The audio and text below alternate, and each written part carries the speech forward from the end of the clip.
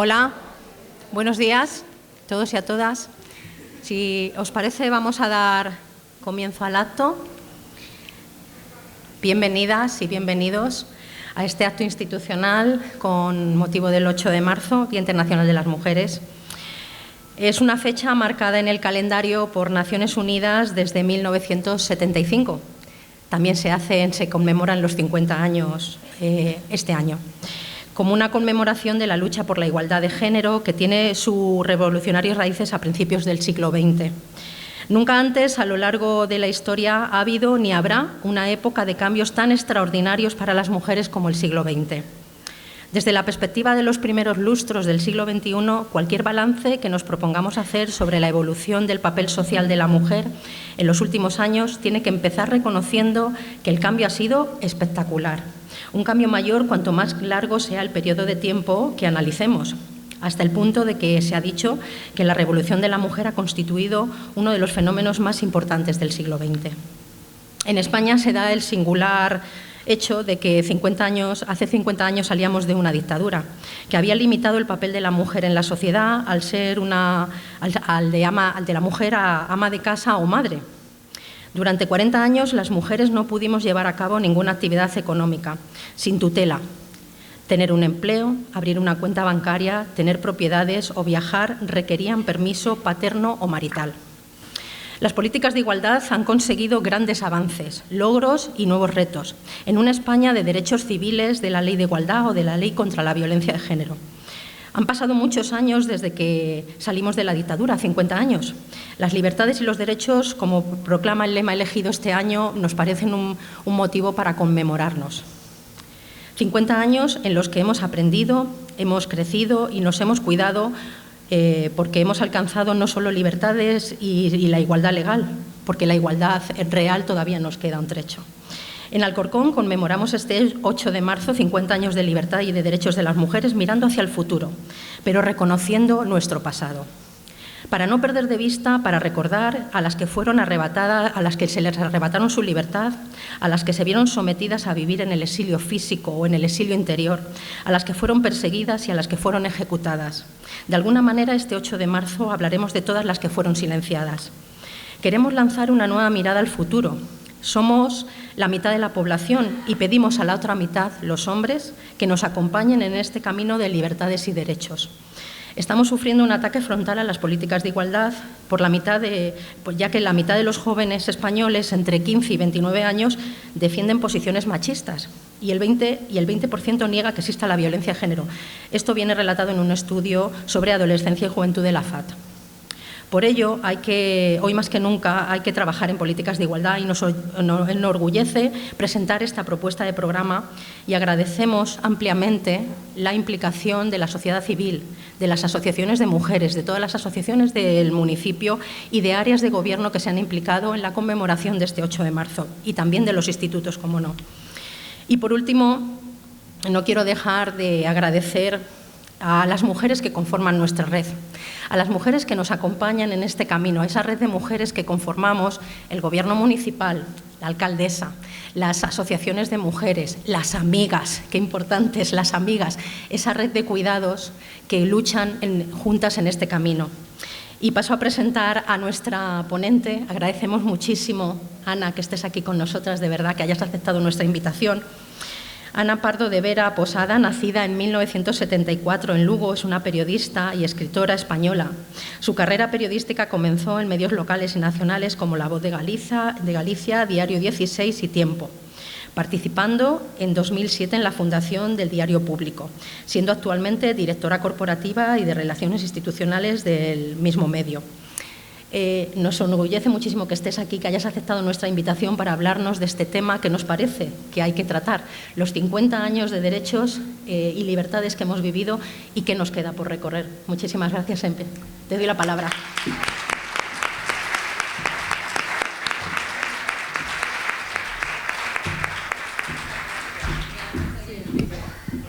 ¿El micro se me oye bien? Bien. Pues muy buenos días y muchas gracias a todas y a todos por estar hoy aquí. Seguro que hay muchas cosas que hacer un viernes por la mañana, pero estar aquí para mí es un honor, es un placer, alcaldesa, concejala, Sonia, Candelaria.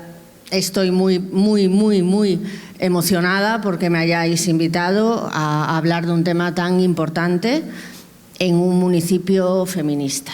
Y ahora trataré de explicar por qué creo que es tan importante homenajear estos 50 años y sobre todo a todas las mujeres y hombres que lo han hecho posible. Considero el derecho fundamental de todos y todas para avanzar en el auténtico desarrollo social, económico y territorial, la igualdad entre seres humanos. Y sobre todo, y puesto que ha sido una batalla histórica, ha sido una batalla dura, ha costado vidas, pero a pesar de todo confortante en muchas ocasiones, estoy aquí para hablar de la igualdad entre hombres y mujeres, siendo nosotras, históricamente, las marginadas, las silenciadas, las encerradas, las esclavizadas, las violentadas y hasta asesinadas solo por el hecho de ser mujeres. Decía gracias alcaldesa, gracias concejala, pero permitidme un agradecimiento muy especial también a Laura Seara, que está por ahí escondida, exsecretaria de Estado de Igualdad. Mucho tiene que ver también con los avances y por encima de todo mujer gallega, feminista y valiente. Gracias Laura por traerme hasta Alcorcón y darme esta oportunidad, tu confianza y tu amistad. Muchísimas gracias Laura. Celebramos mañana el 8 de marzo, el Día Internacional de las Mujeres. Ya sé que oficialmente es el Día Internacional de la Mujer, instaurado por la ONU en 1975, hace, eso es, 50 años. Casi los que tengo yo, por cierto. Es el Día Internacional de la Mujer, pero a mí me gusta hablar en plural, de las mujeres, porque cada una de nosotras, las mujeres, somos únicas y distintas. Por eso el feminismo es un movimiento tan vivo, tan rico y tan inspirador. Por eso, y no lo digo yo, lo dicen historiadores, analistas, juristas, expertos, al fin y al cabo, el feminismo es la revolución pacífica más transformadora que ha existido, sobre todo en los últimos años. Con un objetivo común inapelable, que es la igualdad de derechos y oportunidades entre hombres y mujeres, el feminismo piensa, habla, actúa, delibera, debate, teoriza, practica, ejecuta y transforma. Y lo hacen todas y cada una de nosotras, las mujeres feministas, con todas y cada una de nosotras. Y por supuesto, también y cada vez más, aunque el ruido a veces no nos deje ver la sustancia, en los hombres feministas, imprescindibles también en esta conquista universal de derechos. España es una potencia feminista. Y ustedes dirán, pero si España es el país que inventó el machismo, que si el landismo, que si las playas, que si el franquismo, que si las suecas, ¿se acuerdan las películas del Destape y tal? Es una frase que oigo mucho ahora entre compañeras y amigas, sobre todo de mi generación, los 50. Estos días, cuando asisten espantadas al auge del machismo entre los hombres adolescentes españoles, a los que te referías, Sonia, o a las victorias políticas de sujetos como Donald Trump, que es el becerro de oro de los misóginos. Pero insisto, España es una potencia feminista, porque ha conseguido superar obstáculos que parecían insalvables, obstáculos que incluso las mujeres, lógicamente también, habíamos naturalizado, creyendo que formaban parte de la normalidad, empezando por el tener hijos como objetivo prioritario y vital, nada más que ese, casi único en la vida, que tantos trastornos ha causado a tantísimas mujeres, por tenerlos o por no tenerlos, y terminando por la violencia machista dentro del matrimonio, la oculta. Ese mi marido me pega lo normal, que también retrató nuestro querido y admirado Miguel Lorente en su libro titulado de la misma manera. Seguro que muchas y muchos de ustedes además han visto la serie Querer, un proyecto espectacular dirigido por Alauda Ruiz de Azúa, que supone un puñetazo en el estómago de nuestras conciencias, al menos de la mía.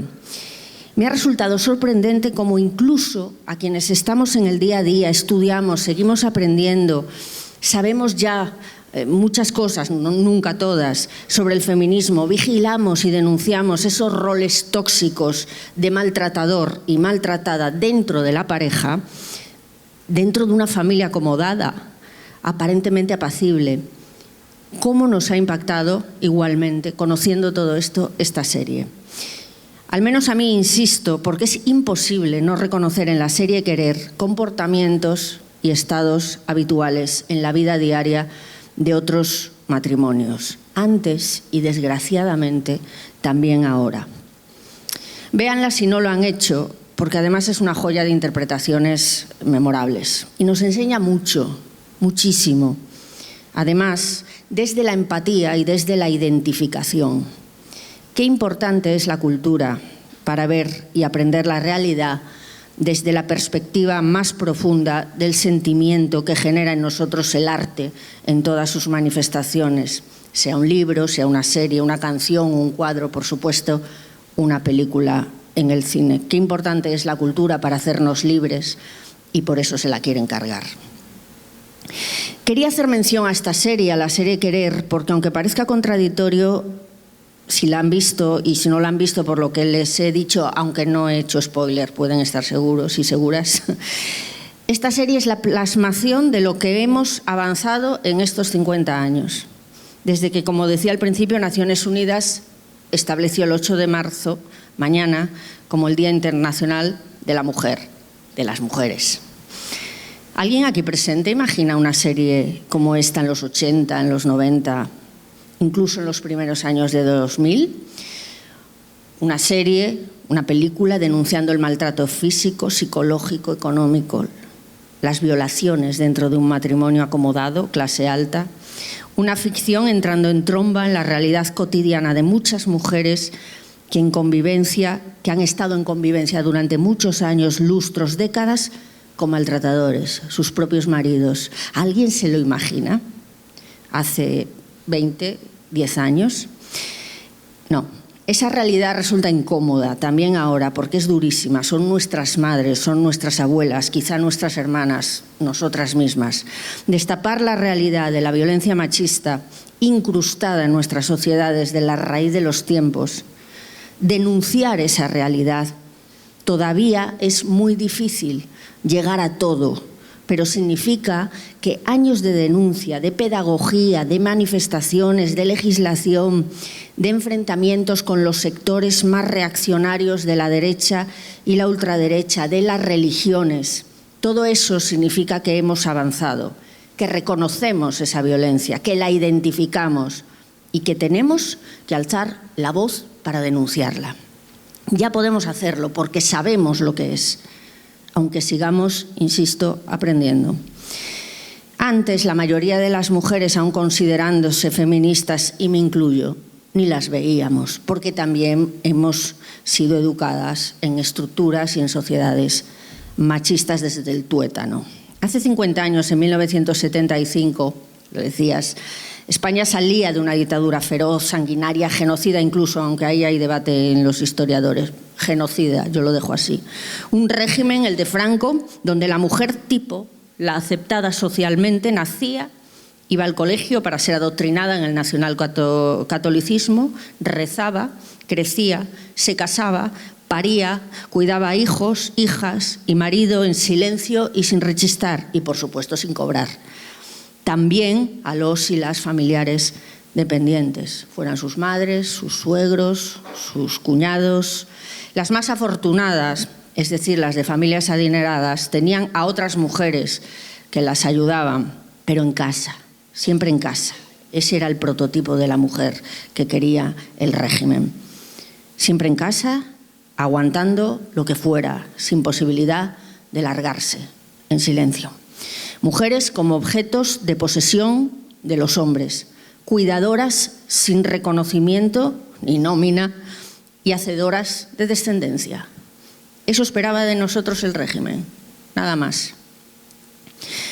El franquismo, por situarnos, frenó en seco los avances feministas en España, particularmente el movimiento sufragista. Aunque historiadoras e historiadores suelen coincidir en que los cambios no fueron tan veloces en España, incluso antes de la dictadura, como en otros países, fuera Estados Unidos o Reino Unido. Estados Unidos, ¿quién lo ha visto y quién lo ve? O el Reino Unido, donde el movimiento obrero y el movimiento sufragista era muchísimo más potente. Concepción Arenal, no obstante, fue en España una de nuestras pioneras, como saben. Ya en 1870, a finales del siglo XIX, impulsó la creación de la Asociación para la Enseñanza de la Mujer dentro de la institución libre de enseñanza, la bestia negra del franquismo. Todo lo que huela a educación, todo lo que huela a cultura, era bestia negra y lo sigue siendo para reaccionarios, ultraderecha y dictaduras varias. Hubo varios hitos y avances más del feminismo a finales del siglo XIX hasta la Guerra Civil, y aunque no es materia de esta conferencia porque se trata de repasar los últimos 50 años, sí me gustaría subrayar la primera vez que las mujeres españolas votaron y concurrieron en las mismas condiciones de igualdad ante las urnas que los hombres. Fue el 19 de noviembre de 1933, como saben, tras la aprobación de la Constitución de la Segunda República. Qué bien suena lo de República, en 1931.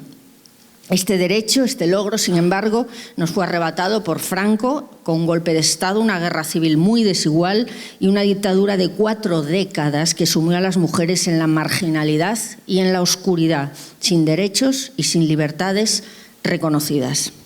Hagamos memoria también, siempre, no solo ahora, de esos 40 años que prácticamente no se tocan en las escuelas, porque es como si no hubiera existido. Al menos en mi EGB, que entonces era la EGB, pasaba sin pena ni gloria. En el instituto también. Hagamos, digo, memoria de estos 40 años, porque fue Franco, fue el franquismo, el poder católico, aliado fiel y sostén del franquismo, los fascismos europeos que lo apoyaron, democracias que miraron para otro lado y una corrupción profundísima que aún hoy se sigue estudiando y que contribuyó a alargar la dictadura.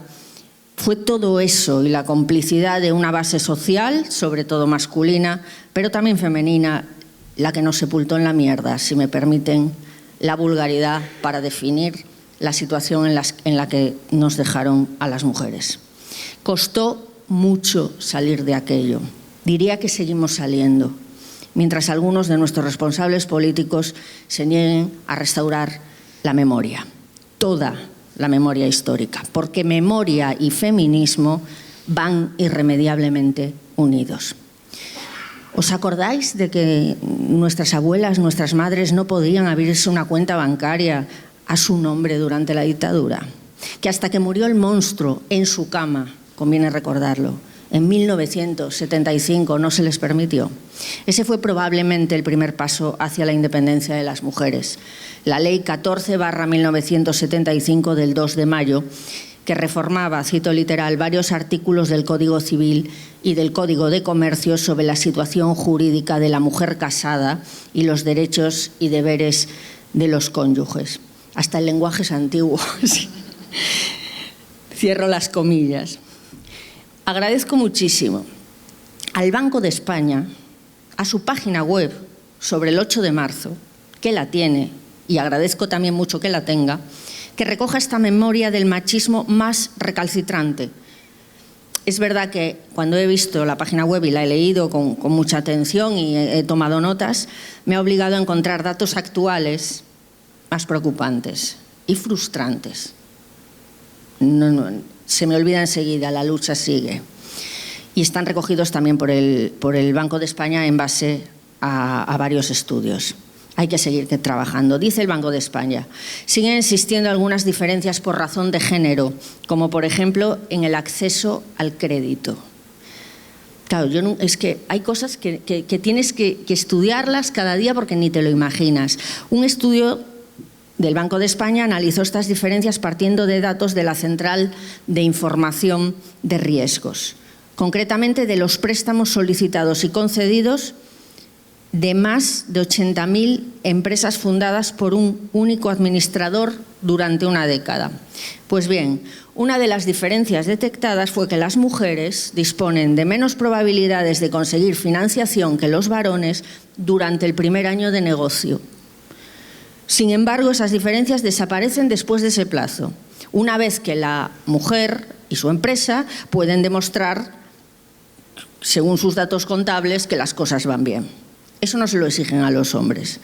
O sea que no se fían de las mujeres todavía, igual que de los hombres a la hora de conceder un préstamo. Y necesitamos más tiempo para probar que somos igual de buenas o igual de malas o lo que sea, pero que somos iguales. No se trata de ser buenas o malas, lo comentábamos antes, sino de igualdad de derechos y oportunidades entre todos y todas. Porque es cierto que a veces en ocasiones, y esto lleva a muchísima confusión, puesto que la educación de las mujeres, nuestra discriminación histórica, nuestras dotes de supervivencia, a veces cinceladas a base de machismo más o menos violento, a veces se confunde el hecho de ser feminista con el de ser mejor o peor persona, más o menos inteligente, más o menos ambiciosa. Más bien, además lo aprovechan quienes tratan de desacreditar el feminismo a toda costa. Nos señalan como si exigiendo los mismos derechos y oportunidades entre hombres y mujeres quisiéramos situarnos en un estrato superior. Ese es el gran engaño, por ejemplo, que está calando ahora entre los más jóvenes, como decíamos, gracias a energúmenos como Trump y toda su órbita ultra en Estados Unidos y fuera de los Estados Unidos. Hablaré de este reto y otros que nos quedan por alcanzar, pero tengamos presente siempre lo que queremos y por lo que trabajamos desde el feminismo. Las mujeres no somos ni mejores ni peores que los hombres. Queremos ser iguales en derechos y oportunidades, cuando somos malas, cuando somos buenas, cuando somos mediocres o cuando somos unas máquinas, que decía aquel.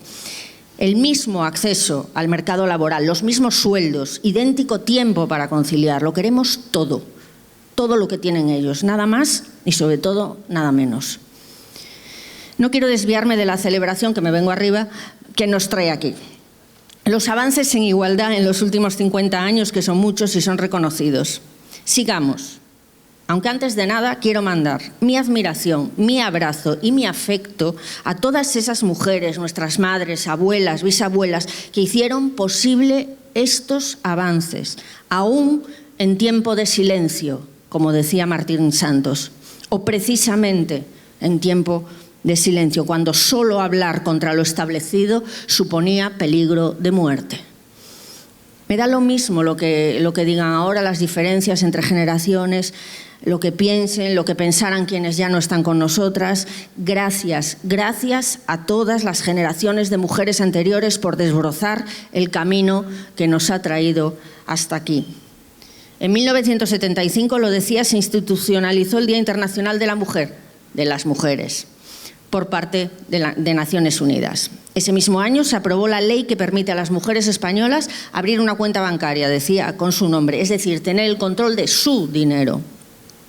También en 1975 se dio luz verde a la norma que regula la igualdad de los cónyuges en el matrimonio. Parece mentira que haya tenido que... Es que ahora nos parece ciencia ficción realmente. Sin embargo, entonces quedaron por reformar primero la patria potestad sobre los hijos, que seguía correspondiendo al padre, y solo subsidiariamente a la madre. Y segundo, la desigualdad respecto a la administración de la sociedad de gananciales, que seguía en manos del marido. En 1976 se aprobó la Ley de Reforma Laboral, que incluía mejoras para la conciliación de maternidad y trabajo. Mucho éxito, pero ahí seguimos. Seguimos construyendo la conciliación, que no es solo una cuestión de mujeres. En 1977, como sabéis, se firmaron los pactos de la Moncloa. Esto supuso, en cuanto a los derechos de las mujeres, la despenalización del adulterio, ya no te lapidaban en la plaza pública, y la utilización de anticonceptivos. Ya podías decidir si te quedabas embarazada o no. En 1978 se aprobó la Carta Magna, la Constitución española, que solemnizó y oficializó en su artículo 14 la igualdad del hombre y la mujer ante la ley. En 1981 por fin salió adelante la ley del divorcio. En 1983 se creó el Instituto de la Mujer y en 1985 se despenalizó el aborto en los casos en los que suponga un riesgo grave para la salud física o psíquica de la mujer embarazada en caso de violación o malformación. Hablando de violaciones, no fue hasta 1987 cuando el Tribunal Supremo de España decidió que una víctima de violación no tenía por qué probar que había luchado para verificar la verdad de su denuncia. Se pone la piel de gallina una. ¿Se imaginan la situación, por ejemplo? Mire, señor juez, aquí están mis uñas rotas y arrancadas por intentar defenderme del violador. Mi ropa desgarrada, ensangrentada, las rodillas con arañazos. Luché mucho, señoría, pero no evité que el violador me violase. Pero yo no hice nada, lo juro, ni siquiera le miré. Hasta que el Supremo dictó esta resolución en 1987, las mujeres víctimas de violación tenían que demostrar que no habían tonteado, seducido o calentado, si me permiten la vulgaridad, de nuevo, al agresor. Lo cual, por otro lado, seguía siendo una violencia brutal. ¿Y si habíamos seducido, tonteado o calentado a un hombre? ¿Nos tenía que violar, sí o sí? ¿No podíamos decidir cuándo poner los límites y decir no dónde y cuándo nos diera la gana? Seguíamos. Quedaba camino, desde luego, y mucho, pero vean la perspectiva entonces, que no hace tanto tiempo, y cómo estamos ahora. En poco más de 10 años que habían pasado de la muerte del dictador, es verdad, y con esto que les acabo de enumerar, el esqueleto legislativo de la igualdad se fue construyendo desde cero, o menos 10.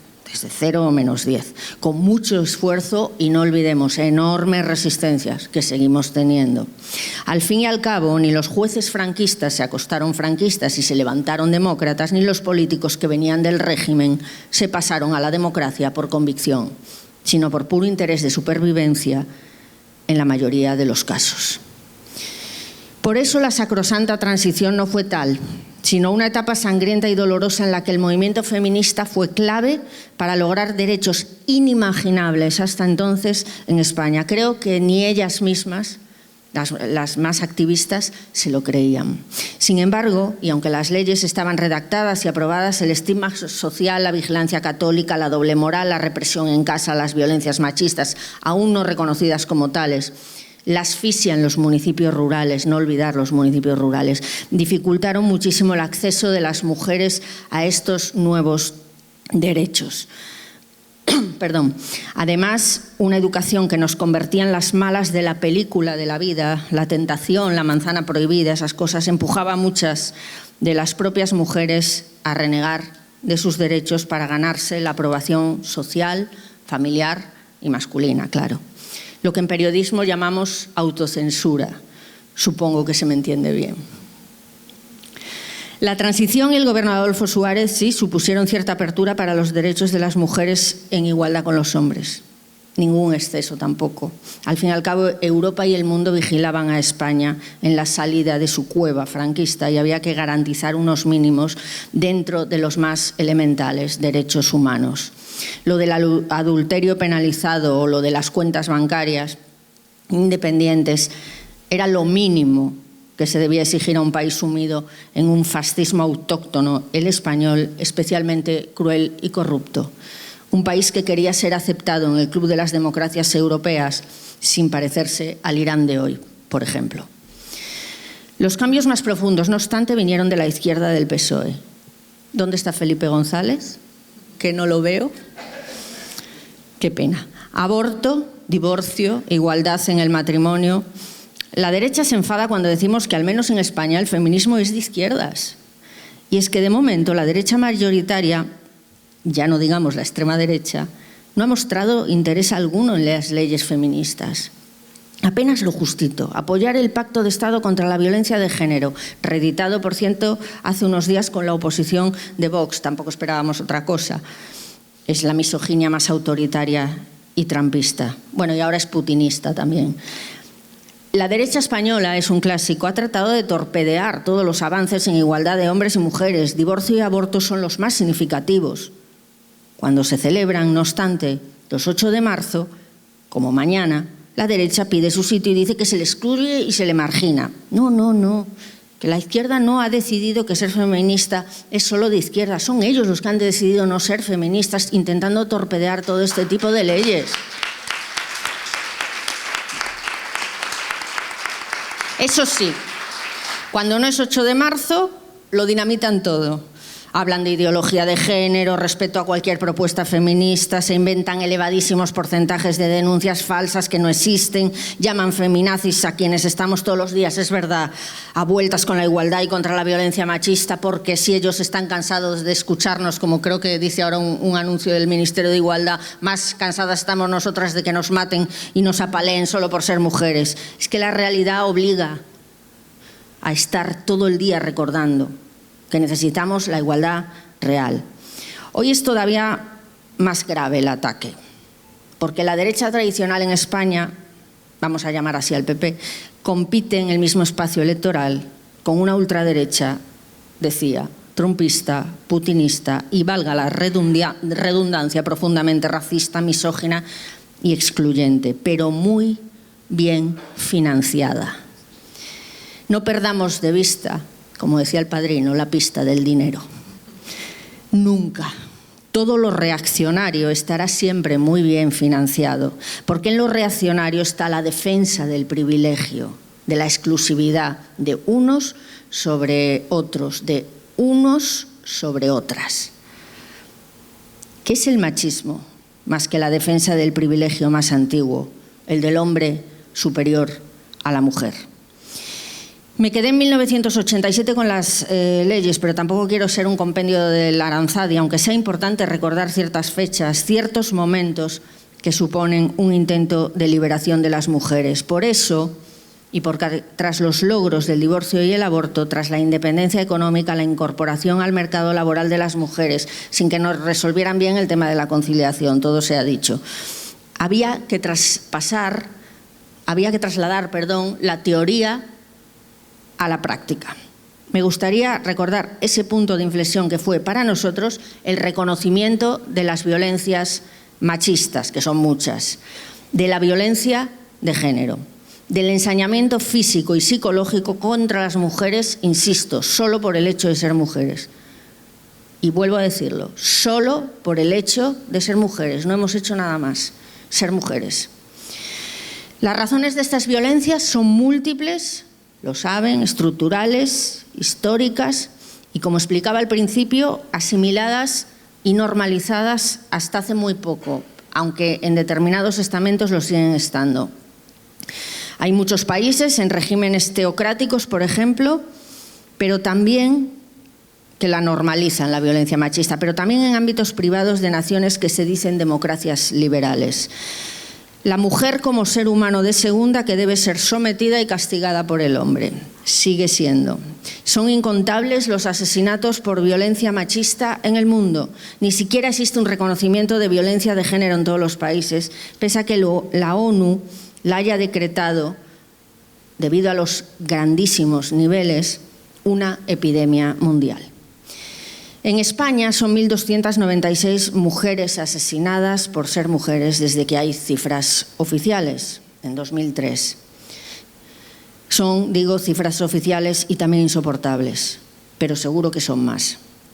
La ley se va perfeccionando a este respecto desde que en 2004, el presidente José Luis Rodríguez Zapatero consiguió que se aprobara por unanimidad en el Congreso la ley contra la violencia de género. Fue un 28 de diciembre. No olvidarlo. Cuando terminaron las votaciones en el Parlamento, el presidente del Congreso, el difunto Manuel Marín, no le dio tiempo ni a cantar el resultado, porque el hemiciclo reventó en aplausos, por unanimidad. El reconocimiento de la violencia contra las mujeres solo por ser mujeres era un hecho, ¿o no? Hoy no hay unanimidad. Viviana Aído fue la primera ministra de Igualdad de la democracia postfranquista, con Zapatero. Su departamento se creó en 2008, el Ministerio de Igualdad. Pero los mismos que dijeron estar con el feminismo, esos que dicen que el feminismo no es de izquierdas ni de derechas, ni medio pensionista, los que votaron a favor de la primera ley y la aplaudieron para erradicar la violencia machista, todos ellos y algunas ellas hicieron todo lo posible para cargarse el Ministerio de Igualdad. llegando a ensañarse personalmente con Viviana Aido. Fue un calvario, su familia, su vida personal, y yo quiero recordarlo.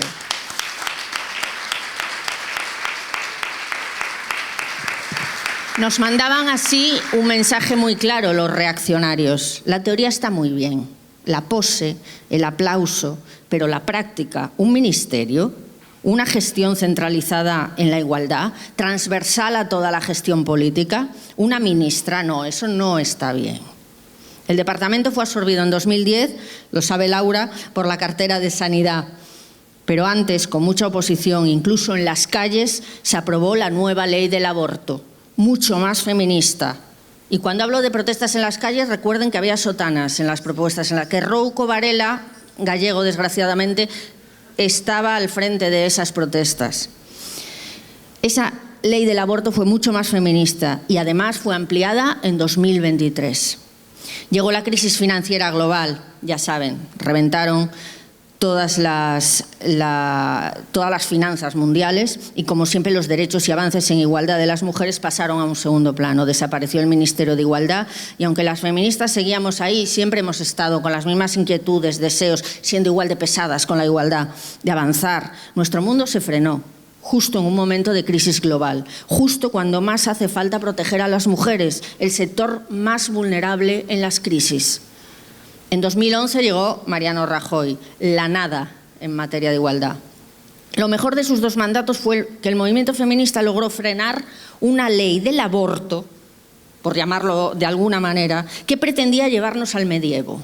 Recuerden a un ministro, Gallardón, que presuntamente era el rojo del PP, que decía algo así como que las mujeres alcanzábamos nuestra realización completa, la plenitud, solo siendo madres. El ministro rojo del PP decía eso. ¿Qué pensarían los demás?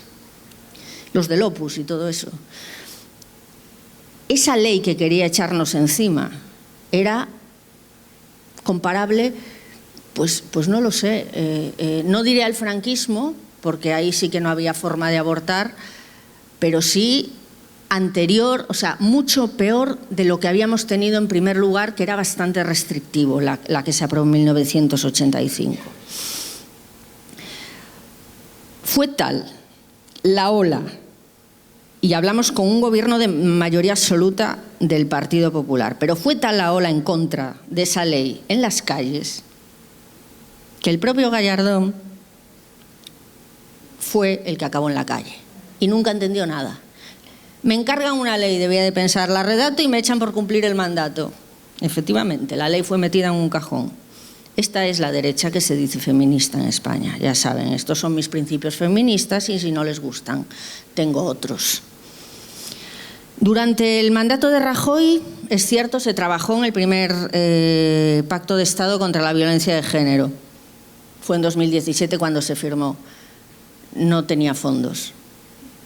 La teoría, la práctica ya vamos a dejarla, la derecha feminista.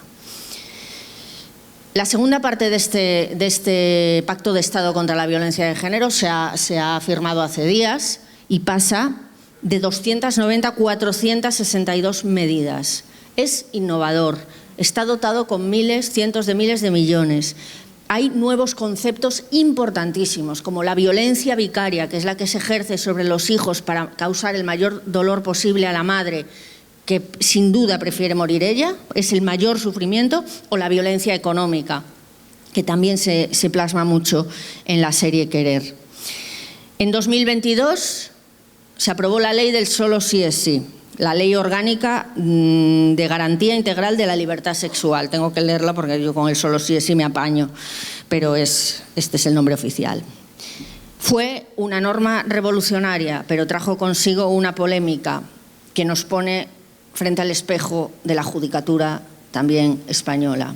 Es verdad que se hizo mal esa parte, porque si se preveía que había jueces que iban a rebajar las penas, ¿por qué no se tomaron medidas? ¿Por qué no se avisó? Hubo que reformar esa parte y se hizo. El PP lo apoyó porque así fastidiaban a Unidas Podemos, a la ministra de Igualdad, Irene Montero.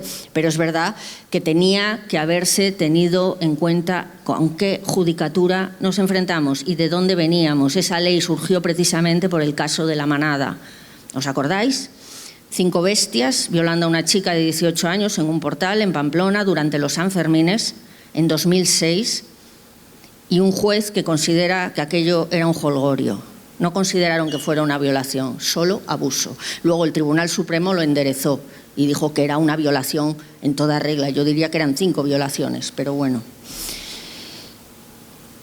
El caso se consideró, ya saben, en los tribunales de Navarra, en la Audiencia Provincial y el Tribunal Superior, y efectivamente fue tratado con un abuso sexual con intervenciones tan rutilantes como la del juez del jolgorio, que eso ya le ha quedado para siempre. Movilizó a gran parte de la población española que estaba completamente en desacuerdo con semejante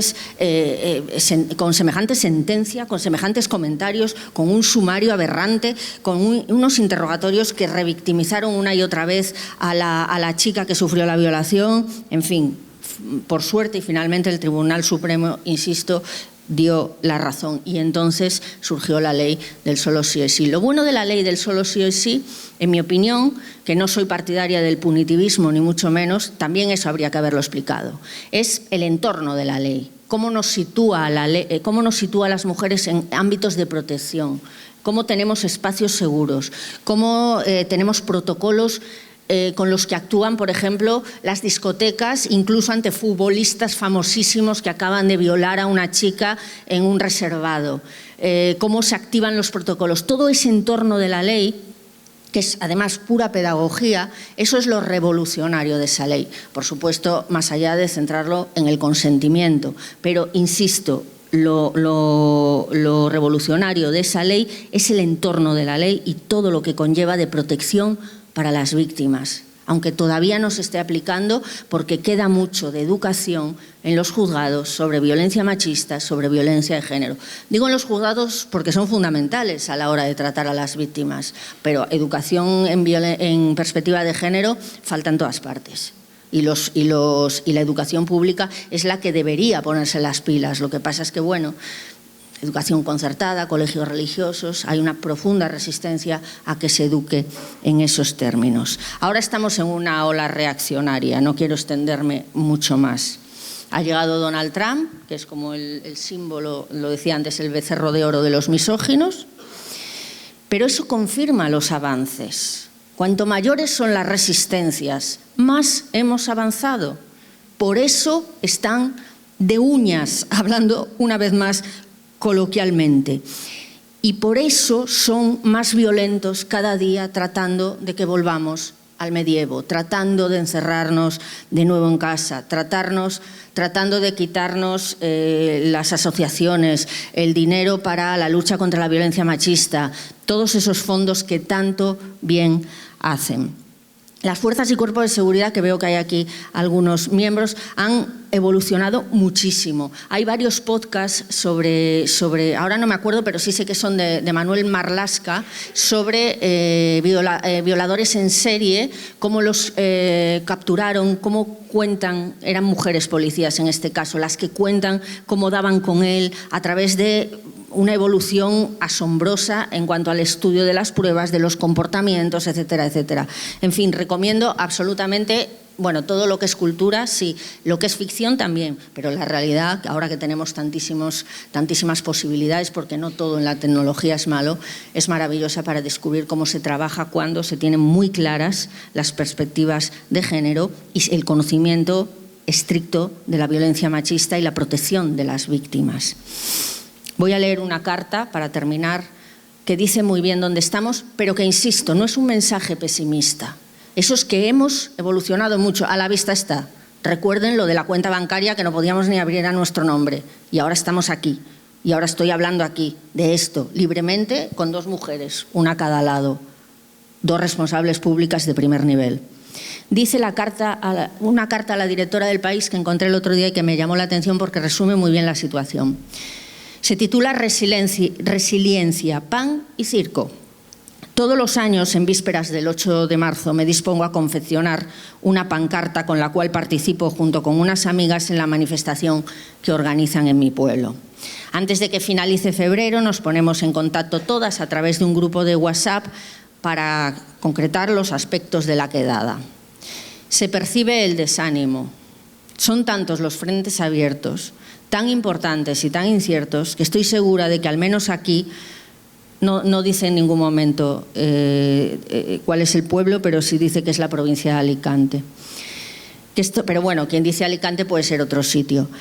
Son tantos los frentes abiertos, leía, tan importantes y tan inciertos, que estoy segura de que al menos aquí la mayor parte de la población optará por mirar hacia otro lado. Es decir, elegirá participar en el desfile de carnaval que el Ayuntamiento ha contraprogramado para la tarde del Día de la Mujer. Lo dicho, resiliencia, pan y circo. Maite Olcina, provincia de Alicante. Ese es el sentimiento de mucha gente, sobre todo. Nosotros estamos en una comunidad pequeña, muy poblada, y entonces tenemos una percepción que no se corresponde quizá con territorios como el mío, como Galicia, Andalucía, etcétera. Pero es muy importante tener en cuenta esos municipios pequeños, rurales, en la mayoría de los casos, que toman el pulso a la realidad de las mujeres, porque suelen ir un paso por detrás en el avance de las capitales, pero en un paso por delante en la denuncia de los problemas. El problema ahora son las nuevas generaciones, lo decía el CIS. Las encuestas reflejan que el 18,6% de los jóvenes entre 18 y 24 años tenía intención de votar a Podemos o a Izquierda Unida en 2015.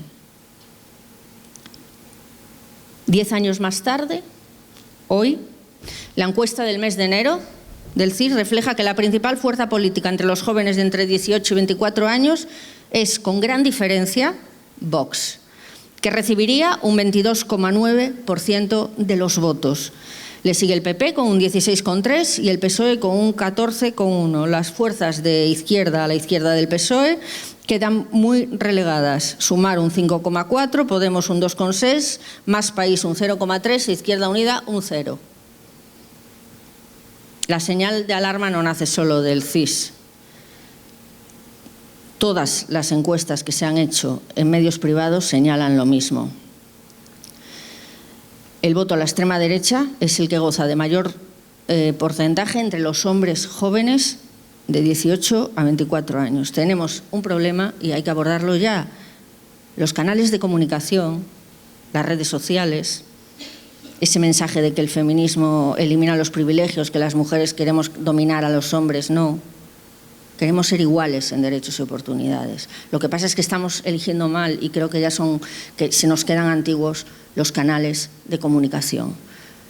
Tenemos que hacer pedagogía, tenemos que entrar en sus canales, tenemos que ver cómo se comunican. Yo tengo un niño de 10 años y veo que es que no tiene nada que ver con lo que era yo 10 años. Bueno, le obligamos a leer, obviamente, y además lo ve en casa, que eso es muy importante también, pero el enganche a las tecnologías y cómo las manejan, además, como si formaran parte de sus propios, como si fueran una extensión de sus brazos. Es una cosa fascinante, por supuesto muchísimo mejor que yo, y tiene 10 años. Y los veo, entonces hay que meterse ahí. Eso la derecha y la ultraderecha y Trump y todos los extremistas y autoritarios de Europa lo han visto perfectamente, han entrado en tromba ahí. Pues ahí hay que entrar, ahí hay que hacer pedagogía y ahí hay que decirles que las mujeres no quieren dominar nada, que las mujeres quieren ser iguales a los hombres, tener los mismos derechos, tener las mismas oportunidades, vivir en convivencia, que todo eso además no es malo, al revés, es bueno en el desarrollo territorial, en el desarrollo económico, en el desarrollo de país, en la convivencia, en todo. Espero que podamos hacerlo, desde luego yo asumo mi parte de autocrítica como periodista y como medio de comunicación, pero tenemos que darle una vuelta a cómo comunicamos las feministas, los feministas, nuestro mensaje, porque no nos están escuchando y además ya saben, los algoritmos de Elon Musk los retroalimentan, ese tipo de mensajes, solo les llegan esos mensajes. Por lo tanto, vamos a ello. Hemos avanzado, yo creo que el resumen lo demuestra perfectamente, muchísimo, insisto, por eso las resistencias son tan fuertes y tan violentas, pero con todo lo construido es imposible que hagan caer ese muro. Muchísimas gracias por escucharme, porque anda que no les he soltado una chapa. Gracias. Gracias. Muchas gracias, Ana.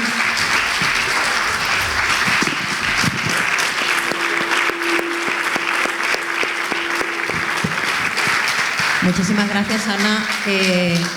Y qué importante es ver personas competentes en los medios de comunicación que lanzan mensajes poderosos de defensa de los derechos, porque los derechos, ampliar derechos no va contra nadie, sino a favor de toda la sociedad. Y paso la palabra a nuestra alcaldesa y, bueno, pues es verdad que estamos hablando de un tema que a nosotras nos preocupa y nos ocupa mucho porque somos un gobierno feminista, muchas mujeres en el gobierno, pero también muchos hombres feministas que nos están acompañando en esta tarea y estamos, fundamental, ¿verdad, Ana? Y estamos haciendo una labor en estos años que por el ataque que estamos recibiendo de la derecha vemos que vamos muy bien. No hemos aprobado una sola declaración institucional conjunta desde que entramos al gobierno. Y bueno, invitados a este acto estaban y bueno, han decidido no acudir. Desde hace un tiempo ya se han escorado tremendamente y bueno, te paso la palabra, Cande, y cuéntanos. Muchas gracias, Sonia. Gracias, Ana, y gracias a todos los asistentes que nos estamos arropando esta mañana.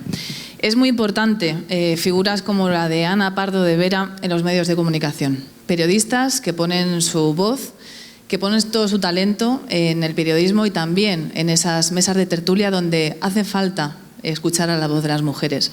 Y al final, Ana, además, lo sufre como muchas, que ponemos esa voz en diferentes sectores.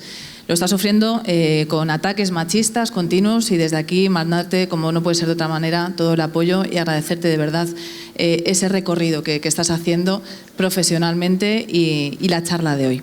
Quiero pedirle a los servicios técnicos de sonido y de iluminación, lo de siempre, que me deis luz de sala, porque independientemente de que esto es la sesión de inauguración de estas jornadas, de prácticamente este mes de programación del 8M, que con muchísimo cariño ha hecho Sonia como teniente alcaldesa del área, concejala de feminismo y todo el equipo, creo que es muy importante que hoy Alcorcón está así representado.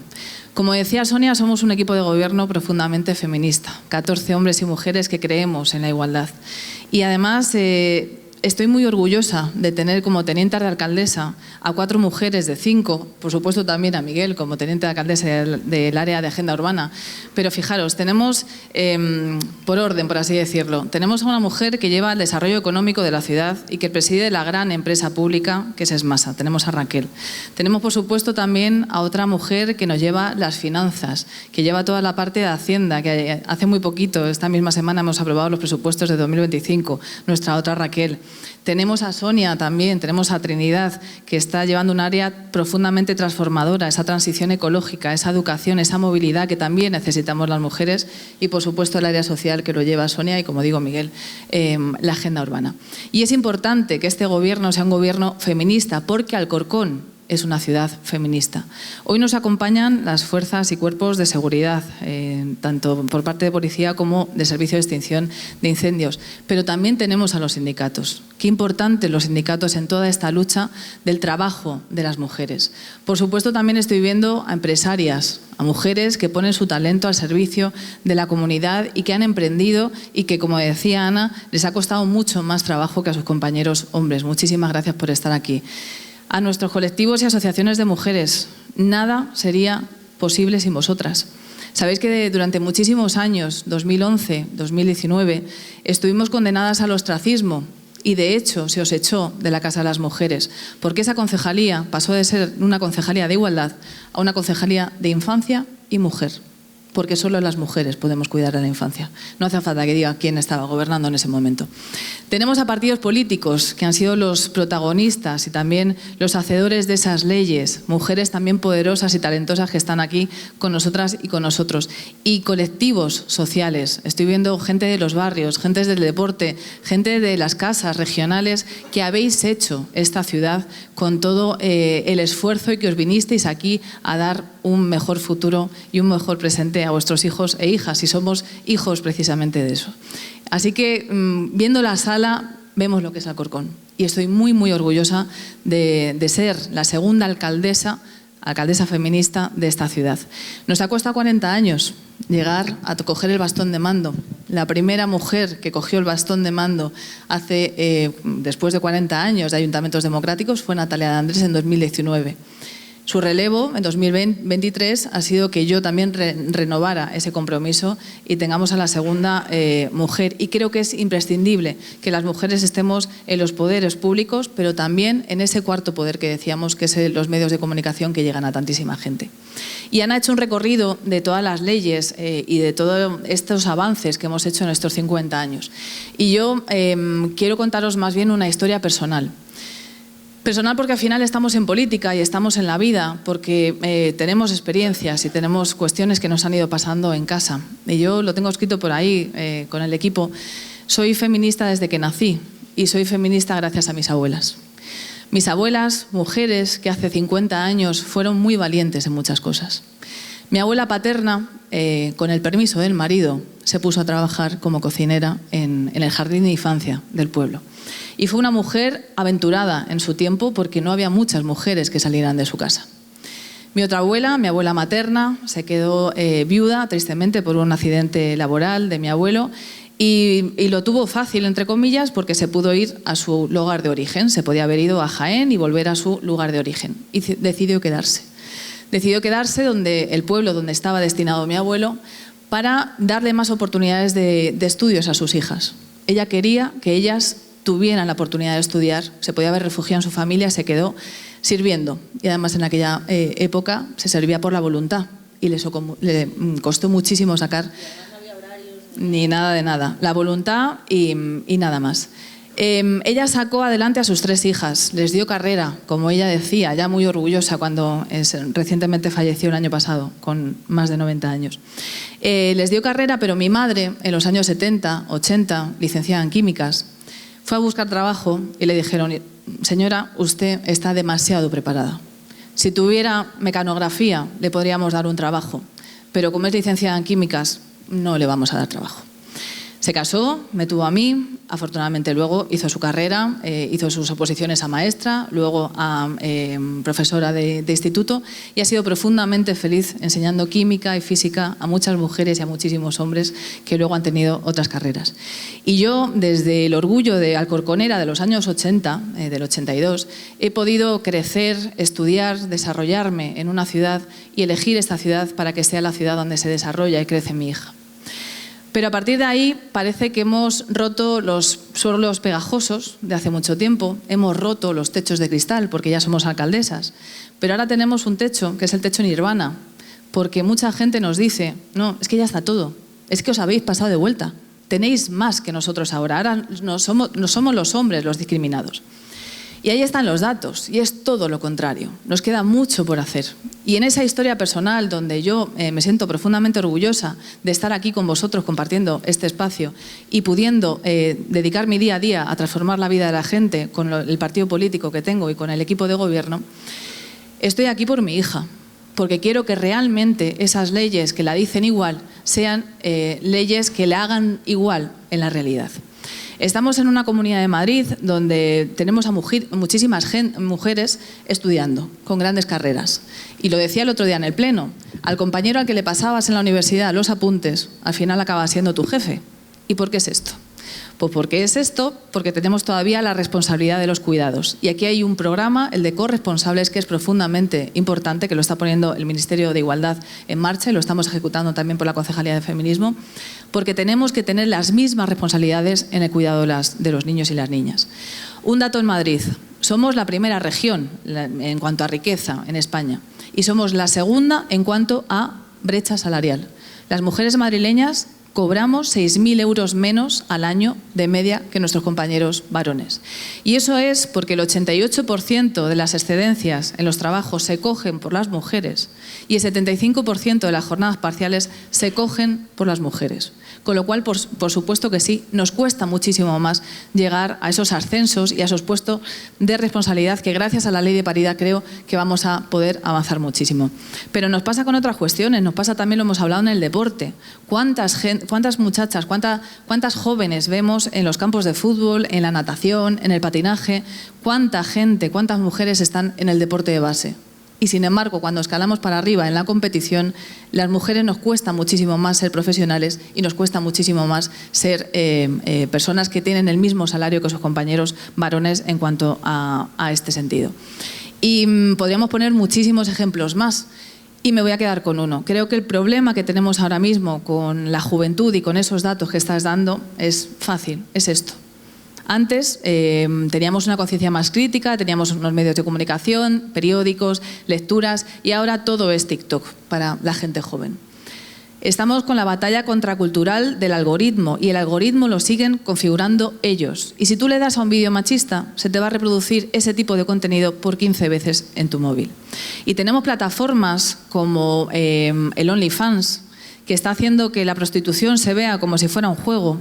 Tenemos movimientos en lo digital como los incel, que nos llaman putas solo porque no nos acostamos con ellos. O tenemos también toda esa parte de third wife, ¿no? de mujeres que se visten como si fueran mujeres de los años 50, que hacen bollos maravillosos para su marido y que reivindican la figura de la mujer en casa como hace 50 años. Y ahí tenemos que estar todos y todas, tenemos que estar muy, muy pendientes. Hacer una pedagogía, hacer una educación, hacer que nuestras jóvenes no sufran lo que sufrieron nuestras abuelas y seguir avanzando en esa contrarrevolución que tenemos enfrente. Así que estoy muy orgullosa de compartir este espacio con vosotros y con vosotras, muy orgullosa de Alcorcón, y espero que esta charla nos sirva mucho de ayuda y sobre todo de impulso. Muchas gracias.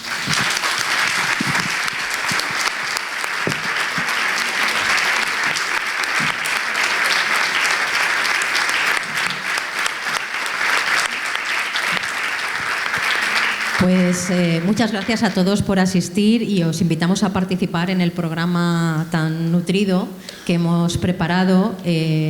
No lo he hecho yo sola, Cande. Hay muchas asociaciones de mujeres que han participado muchísimo, los institutos y muchísimas otras asociaciones del municipio que nos han planteado propuestas. Y bueno, os invitamos a participar a todos los actos porque creemos que está muy interesante y es un momento importante de conmemorar estos 50 años de derechos y libertades. Muchísimas gracias.